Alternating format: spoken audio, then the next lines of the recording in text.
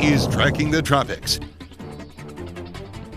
Breaking news here on Tracking the Tropics. Jerry, now officially a Category 1 hurricane. The NHC releasing their 11 a.m. update to upgrade Jerry from a tropical storm to Category 1 hurricane status, although the system is not forecast to be a threat to the United States at this time. What does it all mean? We're going to be breaking it down here live on Tracking the Tropics. Hey there, everybody. WFLA Now's JB Buno here with you live on stream, of course, with Storm Teammate meteorologist Amanda Holly. Amanda is about to give us the crux of the 11 a.m. update from the National Hurricane Center, but a brief reminder that this show is not intended to cause any panic or cause any stress out there. It's just meant to educate and inform to make sure that you at home, wherever you're watching from here in the U.S. or even globally, that you know exactly what is going on in the tropics, as of course we track the tropics here on this program. Let's send it right over to Storm Team meteorologist Amanda Holly, standing by at the weather wall to break down the 11 o'clock advisory about Hurricane Jerry. Hey there, Amanda.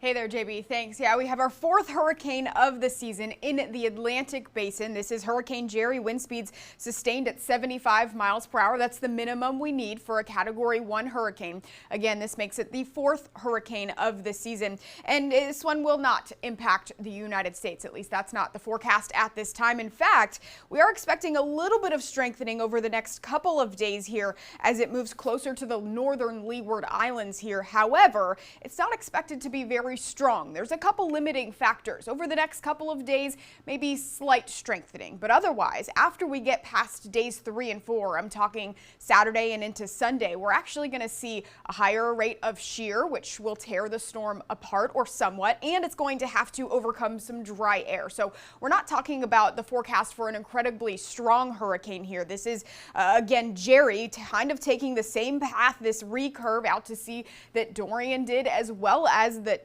Umberto is making right now. So we're also talking about a faster moving storm. We're not going to be talking about this storm for 2 weeks like we have the past few storms.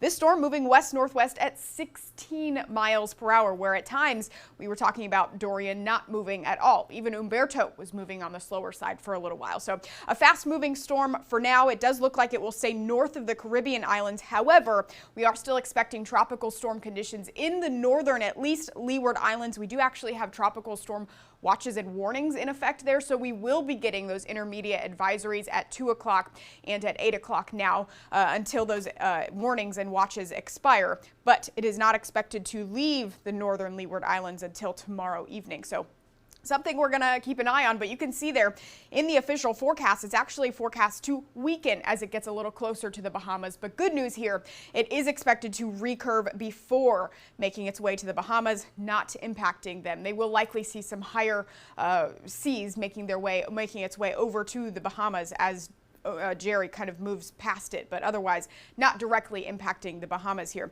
And you can see we have good model consensus for the next couple of days. It's going to continue on this west-northwest track towards the Caribbean islands, but staying north of the Caribbean islands. But then there's some disagreement there on when it will make the turn. Some turn it a little faster here, some turn it a little bit later, but nonetheless, all of them, again, turn it before making its way towards the Bahamas. So good news there. It does look like Bermuda, though, is in for potentially another hurricane. Of course, they were being impacted by Umberto yesterday. Umberto now making its way out to sea, but another hurricane on its way in next week. Next Tuesday is the official forecast. Just to give you an update on Imelda, we're talking about up to 40 inches of rain here. And this was just a tropical storm when it came ashore. That's why we tell you not to pay attention to the categories here. We're talking about the potential to see isolated amounts of 40 inches of rain in some spots with Imelda. Also, an update on Umberto, still a Category 3 just a couple hours ago, but now it's being downgraded to a Category 2. Wind speeds at 110 miles per hour. Still bringing some rough seas and rip current risks along the New England coastline there. Otherwise, Umberto is no longer a threat. That is the latest, though, on Jerry. Of course, all eyes on Jerry right now. Again, it is the fourth hurricane of the Atlantic 2019 season. We're talking about wind speeds sustained at 75 miles per hour. Maybe getting a little bit stronger here, JB, over the next couple of days, but otherwise not expecting this to be a major hurricane.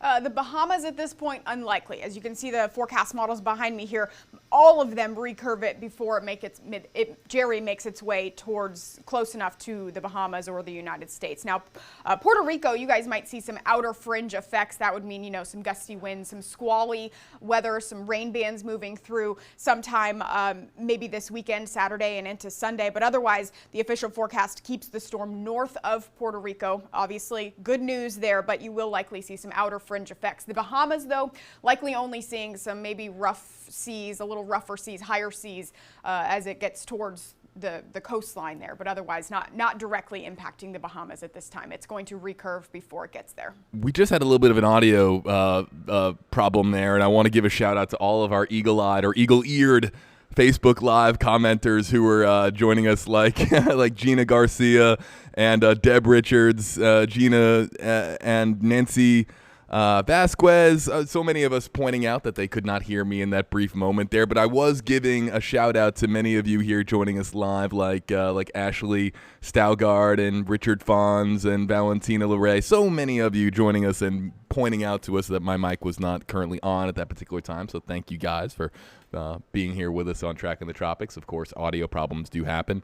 But again, the question that Amanda was answering there in that moment was whether or not we could see this storm, the fringe parts of the storm, make any impact on Puerto Rico or the Bahamas. Of course, we don't want to see the Bahamas seeing any more rainfall. They're still picking up the pieces after Dorian. But what are the characteristics, Amanda, that are contributing to this northerly turn earlier than Dorian made it? Of course, Dorian, came to a screeching halt over the Bahamas and caused devastation there, and then made that northerly turn. Here we have a northerly turn that's happening way sooner, and that's great news for us. But what is contributing to that shift up north, into the Atlantic away from us?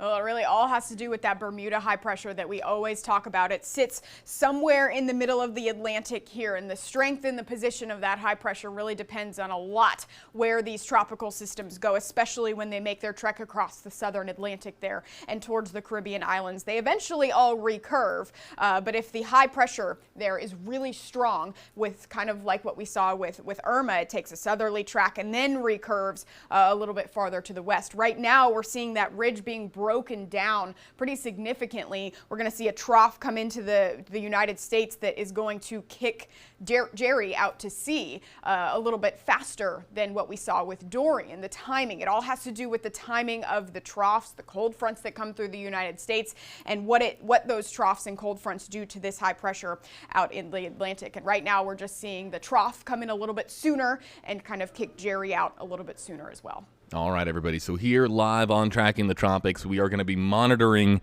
Hurricane Jerry to make sure that it, of course, follows the track that Amanda is here in front of right now, showing the spaghetti models. Can we see these one more time here, Amanda, so that we can show people, again, the spaghetti models?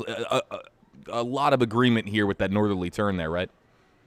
There is plenty of agreement that we're going to see the northerly turn, just like we had the agreement that the northerly turn was going to happen with Dorian as well as Umberto. Right now we're seeing good consensus. You can see the spaghetti models, if you will, being really close together here for the next 2 or 3 days. After that, they kind of start to spread out a little bit because we get later in time, right? Less confidence the farther out we go in the forecast time period. So there's a little bit of disagreement on when exactly it will make the turn, but look at the consensus here. All of them turn it before, you can see the Bahamas, these are the islands right here. They make it before the Jerry makes its way towards the Bahamas. So that's good news.